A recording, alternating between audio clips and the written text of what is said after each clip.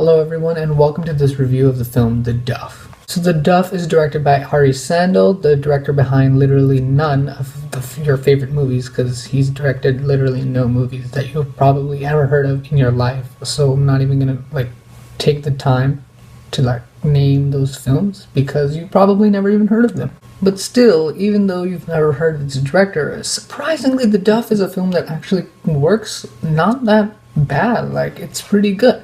And one of the things I want to do is just start off by saying some of the good things that I liked about this film. There are a couple of great sequences in this film.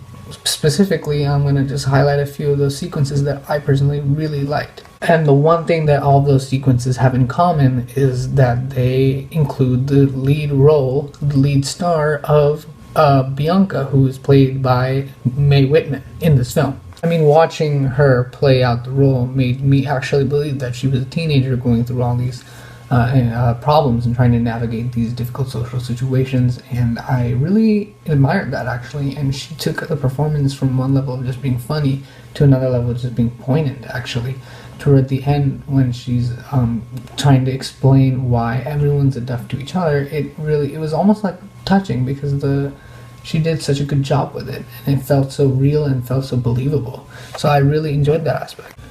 I mean, Mae Whitman, she just knocked it out of the park. I mean, she was believable. She did a great job just expressing emotions, and I could feel that she was being a real high schooler, and that's a skill that I think only she could bring to the table.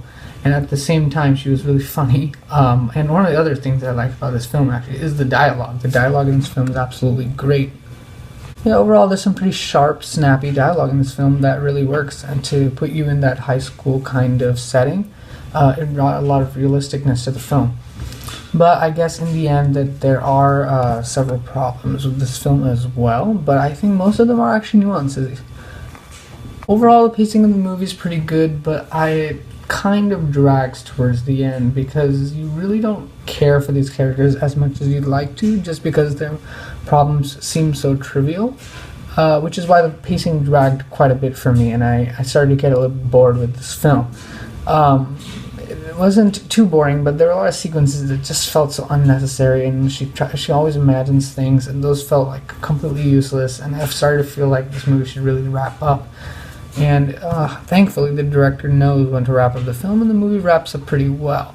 But still, I mean, the movie starts to kind of drag, especially when she starts imagining things. She has this imagination, and that's kind of what it's supposed to be, though, right?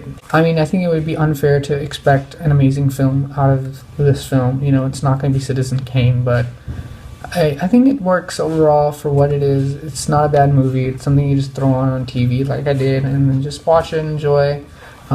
It's a little bit of escapist cinema. It's a normal teen comedy, executed pretty well, so it's not bad. I think you can see it. It's available on several streaming services. I think there's probably a Blu-ray out for it, and it's okay. I mean, it's enjoyable, but I would not give it a great number of stars, but I would probably give it 3.5 out of 5 stars, but because of Mae Whitman's performance, I'm going to give it 4 out of 5 stars.